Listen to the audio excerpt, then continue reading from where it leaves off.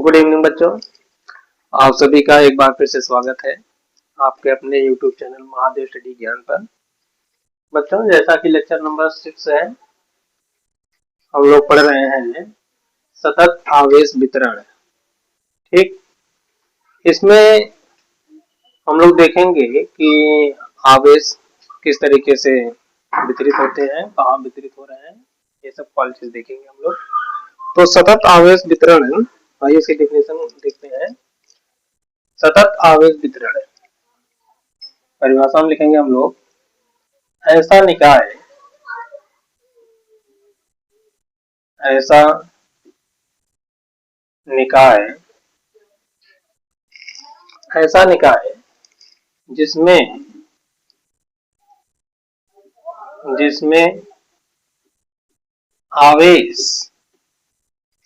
जिसमें आवेश पास पास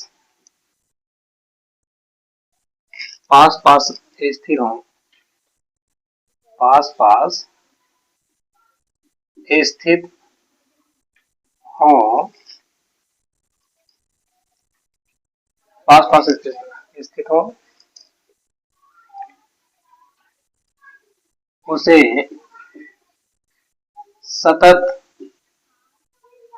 सतत आवेश वितरण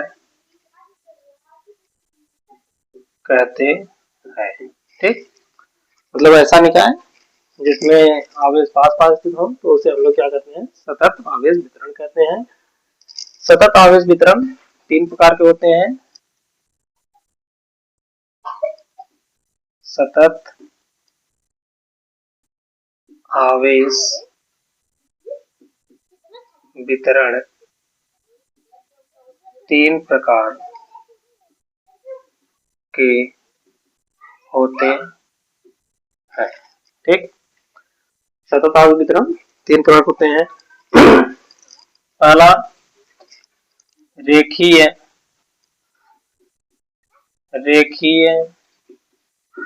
आवेश वितरण।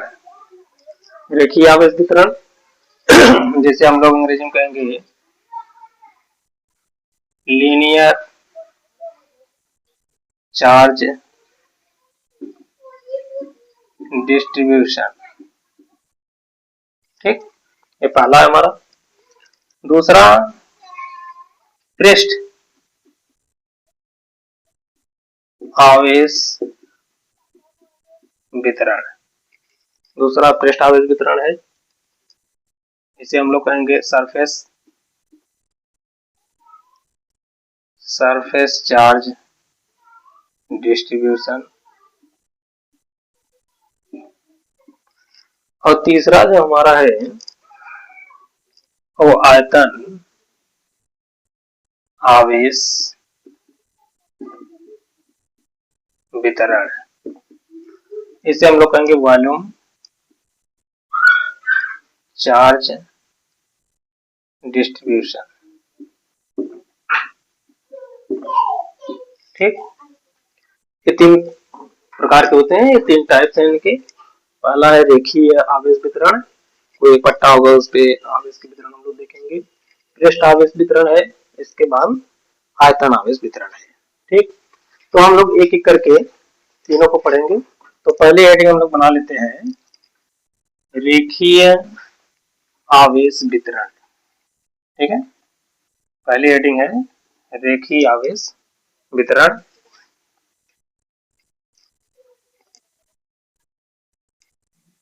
ये पहली हेडिंग है। ठीक, अब इसमें अगर हम लोग देखें इसके डिफिनीशन की, तो हम कह सकते हैं कि जब आवेश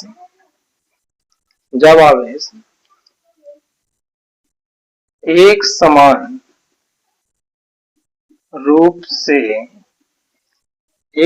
से किसी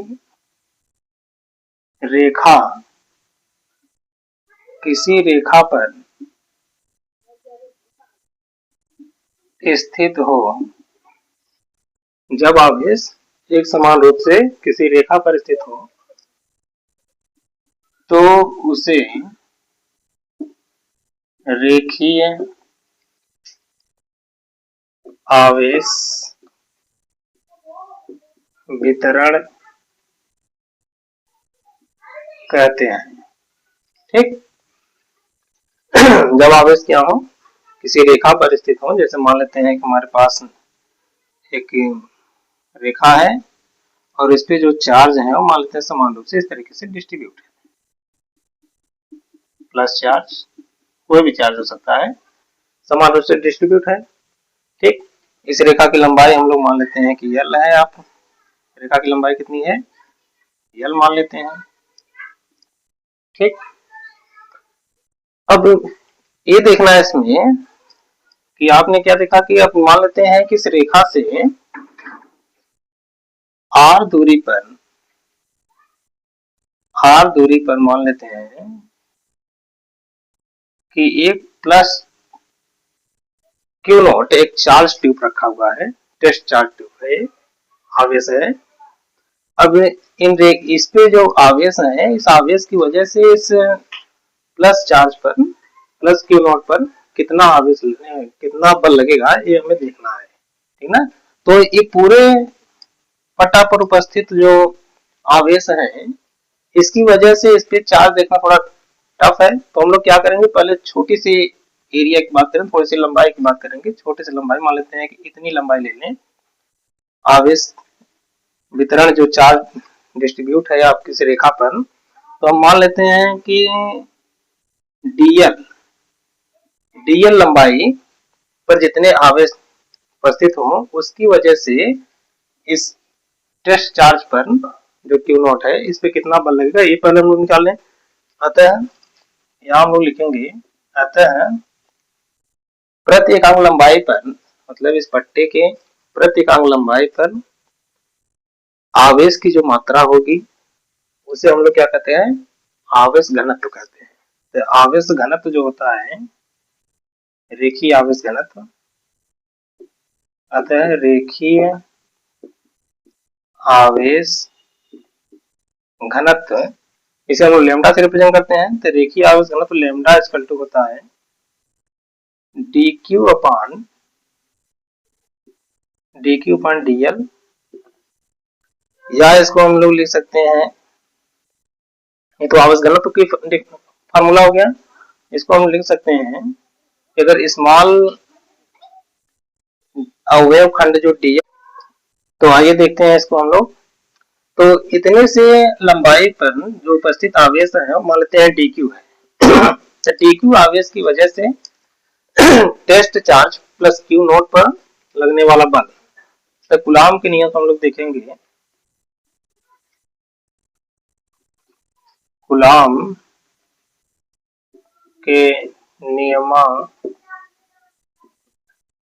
के नियमानुसार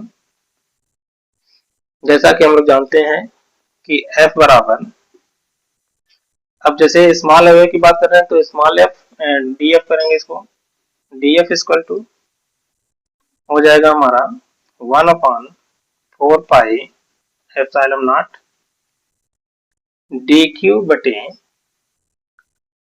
आर स्क्वायर, और यहाँ हमारा यूनिट वेक्टर आ गया। ठीक। अब ध्यान दीजिए, जहां डी क्यू बराबर होता है, डी क्यू बराबर क्या होगा, इसको हम लोग लिख लें, डी क्यू बराबर लैम्डा डी एल, ये वैल्यू इसमें पुट कर दें तो हो जाएगा D F equal to 1/4 epsilon naught lambda D L बटे आर स्क्वायर और यूनिट वेक्टर आर कैप। ठीक। ये जो डेफिनेशन लिखी है, ये जो लिखा हुआ है फॉर्मूला, ये तो मान लेते हैं कि स्मॉल अवयव की वजह से डीएल की इतनी लंबाई में उपस्थित आवेश की वजह से प्लस क्यू नॉट पर कितना बल लग रहा है, ये है। ठीक। अब हम लोग मानते हैं कि पूरी लंबाई पर जो आवेश है उनकी वजह से क्यू नॉट पर कितना बल लगेगा, ये देखते हैं। अतः संपूर्ण संपूर्ण रेखीय आवेश या इसको आवेशों के कारण प्लस क्यू नॉट पर लगने वाला बल। तो क्या हो जाएगा हम लोग इंटीग्रेट कर दें इसको, यहाँ लिख दे रहे हैं। तो ये हो जाएगा हमारा, अब संपूर्ण निकालें तो संपूर्ण force F equal to integrate कर दें तो आ गया हमारा, मान लेते हैं हम लोग इंटीग्रेशन कर रहे हैं DF का, तो DF के स्थान पे हम लोग क्या लिखें, इतनी कोई वैल्यूज रख दें, तो कर दें 1/4 पाई एप्सिलॉन नॉट लैम्डा DL बटे R स्क्वायर R कैप।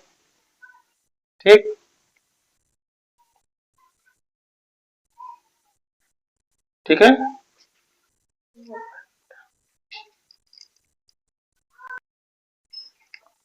हाँ बच्चों, थोड़ा सा यहाँ देख लेते हैं, हम लोग यहाँ Q नॉट लिख लेंगे। ठीक है, तो यहाँ भी आ जाएगा हमारा Q नॉट, क्योंकि Q नॉट पे ही हम लोग बल देख रहे हैं कितना बल लगेगा, तो यहाँ हम लोग लिख देंगे Q नॉट। ठीक है, तो यहाँ पर जो कांस्टेंट टर्म है हमारा, कि उसको हम लोग क्या करें, बाहर ले लें, तो F equal to Q naught upon 4 pi epsilon naught, ये बाहर हो गया। इंटीग्रेशन में इसको हम लोग कहते हैं लाइन इंटीग्रल, L लिखे हैं, लाइन इंटीग्रल है, तो L इसको हम लोग लिखते हैं लैम्डा अपॉन R स्क्वायर, यहाँ यूनिट वेक्टर R कैप, और यहाँ हो गया DL। ठीक है, तो रेखीय आवेश वितरण का जो फार्मूला है हमारा, वो F equal to Q naught upon 4 pi epsilon naught line integral lambda upon R square R cap into DL। ठीक है, तो ये है हमारा इसका। अब हम लोग जो है नेक्स्ट देखेंगे, इसका आप लोग स्क्रीनशॉट ले सकते हैं।